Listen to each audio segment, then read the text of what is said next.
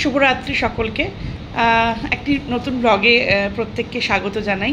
আজকে একটি বিষয় নিয়ে আলোচনা করতে এলাম। আমি বলবো না আমি কারোর কথাতে খুব হার্ট হয়েছে, আমি কারোর কথাতে খুব একটা হার্ট হই না, বা আমি সেই জায়গায় নিজেকে এতটা ঠুনকো করে রাখিনি। আমার অনেকেই জানেন হয়তো আমার প্রোফাইলে যে আমার একটি ইউটিউব চ্যানেল আছে যেটির নাম টোকো মামা। তো সেখানে আমি একটি ব্লগ করেছিলাম প্রবাসী ঘরকন্যার মহুয়াকে নিয়ে। মহুয়াকে আপনারা অনেকেই চেনেন, ভীষণ জনপ্রিয় একটি মুখ ও ভীষণ বড় একজন ব্লগারদের মধ্যে পড়েন। মিলিয়ন যার সাবস্ক্রাইবার, সে একজন বড় ব্লগারই বটে। এবং ওর একদম ডে ফার্স্ট থেকে, যবে থেকে ও ভিডিও করছে তবে থেকে আমি ওর ভিডিও দেখি এবং ভীষণ ভালো লাগে। এটাই আমি এখনও ওর ভিডিও দেখি। কেন দেখুন, যার ভিডিও দেখতে আপনার ভালো লাগবে, যার থেকে আপনি কিছু শিখতে পারবেন। ও কিন্তু খুব নর্মাল ব্লগ করে, ব্লগের মধ্যে এমন কিছু মানে আহামরি, ওর থেকে অনেক ভালো ভালো লোকে আরও ব্লগ করে। দেখুন, কারোর ক্ষেত্রে লাকটাও ফেভার করে।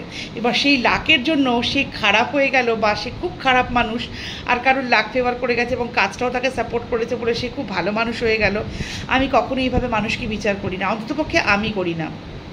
যাই হোক, যারা করে তাদের ব্যাপার আলাদা, প্রত্যেকটা মানুষ আলাদা, তাদের পারসেপশন, তাদের চিন্তাভাবনা, প্রত্যেকটা জিনিসই আলাদা। তো সেখানে আমি বলতে চাই, তো আমি প্রবাসী ঘরকন্যার ওই মহুয়াকে একটা ব্লগে দেখেছিলাম বেশ কয়েক মাস আগের একটি ব্লগে। খুব বিতর্ক হয়েছিল সেই ব্লগটাকে নিয়ে। হ্যাঁ, একটু ক্যামেরার সামনে একটু বেশি কিছু কথা বলে ফেলেছিল, বা বেশি কিছু অ্যাক্টিভিটি, যেটা যারা সচরাচর মহুয়াকে দেখে, প্রতিদিন দেখে, তাদের চোখে তো লেগেছেই। এবং সেখানে অনেক কি বলবো, কমেন্ট এমন এসেছিলো, নেগেটিভ কমেন্ট, যেগুলো আমিও দেখেছি। বাট আমি কোনোদিন কারোর ব্লগে গিয়ে, কারোর ব্লগে গিয়ে, কোথাও ভিডিওতে গিয়ে কোনোদিন কোনো নেগেটিভ কমেন্ট আমি করি না, এটা আমার ভালো লাগে না। কিন্তু যেহেতু প্রবাসী ঘরকন্যা মহুয়াকে আমি প্রথম দিন থেকে দেখছি, আমি ওর বড় ফ্যান বলতে পারেন। তো আমার মনে হয়েছিল যে একটা ব্লগ করে আমি যদি বলি, এবং সেই ব্লগটা যদি সবাই দেখে, বা যারা এটা নিয়ে সমালোচনা করে তারা দেখে, তারা মেবি বুঝবে। মানুষ দেখুন, প্রত্যেকে 100% একটা মানুষ সঠিক হতে পারে না। একটা মানুষের মধ্যেই ভগবানও বাস করেন, একটা মানুষের মধ্যে অসুরও বাস করেন। তার মানসিকতা কোথায় কতটা তিনি খাটাবেন, সেটা তার নেচারের উপর নির্ভর করে, বা তার কি বলবো, সে কতটা কি রিয়্যাক্ট করবে তার স্বভাবের উপর নির্ভর করে।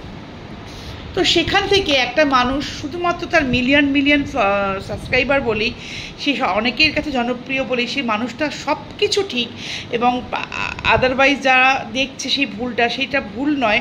আমি এটাকে মনে করি হিপোক্রেসি। এবং সেখানে আপনি জানেন না, আমার ওই ভিডিওটি যদি আপনারা কেউ দেখেন গিয়ে, সেখানে দেখতে পাবেন আমাকে ইচ অ্যান্ড এভরিবডি এত খারাপ ভাষায় কথা বলেছে। ইনফ্যাক্ট আমি আজকে একজনের মেসেজ পড়লাম, সে আমাকে বলেছে, আমার তো আপনাকে দেখি অস্বস্তি লাগছে, আপনি আবার মহুয়া সম্পর্কে কথা বলতে গেছেন কিভাবে। মানে ভাবুন, একটা মানুষকে, সে হয়তো আমার ব্লগটা পুরোটা দেখেও নি আমার ব্লগটা। আমার কোনো ব্লগ সে দেখেছে কিনা আমি জানি না। একটা মানুষকে 10 মিনিটের একটা ব্লগ দেখে সে মানুষটাকে তার সহ্যই হচ্ছে না, তাহলে বলতে হবে ভাই আপনার চোখটাই খারাপ। আমি তো কাউকে এভাবে বলতেই পারবো না, সম্ভবই না বলা কাউকে। আর আমি এত বড় কোনো ব্লগার নিয়ে, আমি খুবই নিম্ন, মানে কি বলবো, একদম নিচু থেকে একদম একদম জমি থেকে স্টার্ট করেছি, এখন পর্যন্ত কিছু করে উঠতে পারিনি। হ্যাঁ, নিশ্চয়ই পরিশ্রম করলে তার ফল নিশ্চয়ই পাওয়া যাবে। আজকে আমার ভিডিও যদি কেউ 12K, 14K, 25K লোক দেখে, তাহলে আমি বুঝছি যে হ্যাঁ, আমার ভিডিওর মধ্যে কোথাও কোনো পোটেনশিয়ালিটি আছে, তাই তারা ভিডিও দেখছে। এবং সমালোচনামূলক ভিডিওটাও আমার প্রায় 15,000 লোক দেখেছে, মানে সেখানে 15,000 লোক আমাকে খারাপ কমেন্ট করেনি, তার মধ্যে গুটি কয়েক 80 জন 90 জন মানুষ আমাকে খারাপ কমেন্ট করেছে। আই অ্যাকসেপ্ট যে হ্যাঁ, আমাকে খারাপ কমেন্ট হলেও তো আপনি করেছেন, আমার ব্লগটা তো আপনি দেখেছেন, তা বলে এটা আপনি ভাববেন না যে আপনি আমাকে খারাপ বললেন বলে আমি খারাপ হয়ে গেলাম। আমি যেখানে থাকার সেখানে আছি এবং সেখানেই থাকবো। আর একটা কথা বলি, একটা উদাহরণ দিই। দেখবেন ঈগলের মাথার ওপর কখনো কাক বসে ঠোকর মারে, কিন্তু ঈগল তাতে কোনো রিয়্যাক্ট করে না।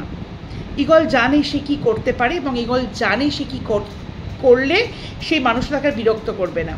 ঈগল কি করে, অনেক ওপরে, যেখানে অক্সিজেন অনেক কম, অনেক ওপরে ঈগল উঠতে পারে, সেখানে উড়ে যায়। এবং যখন কাকটি এত ওপরে যায় যেখানে অক্সিজেন সে পাচ্ছে না, তখন লিটারেলি কাকটা ঈগলের ঘাড় থেকে মাটিতে পড়ে যায়। এখান থেকে একটাই শিক্ষা হয়, আপনাকে যে যাই বলুক না কেন, আপনার লক্ষ্য যদি স্থির থাকে, আপনি যদি নিজের জায়গায় ঠিক থাকেন, আপনি যদি ঠিক কথা বলে থাকেন, তাহলে আপনাকে কে কি বিরক্ত করলো, আপনাকে কে দুটো বাজে কথা বললো, তাতে রিয়্যাক্ট না করাই ভালো। কিন্তু এক্ষেত্রে আমি ওনাকে একটা কথা বলেছি যে যার এরকম কথাবার্তা, আমি তাকেই মানুষ বলে মনে করছি না। কারণ আমি কখনো কারোর সম্পর্কে যাকে না জেনে শুধুমাত্র একটা 10 মিনিটের ব্লগ, তার কোনো প্রিয় ব্যক্তি সম্পর্কে সে দুটো একটা, আমি কোনো খারাপ কথা বলে ব্লগটা যদি আপনারা দেখেন বোধ, কোনো খারাপ কথা বলিনি। যদি কেউ ওয়েল উইশারে দুটো কথা তাকে বলে থাকে, সেটা না অ্যাকসেপ্ট করতে জানতে হয়, তাতে তার পপুলারিটি কোথাও নেমে যায়নি।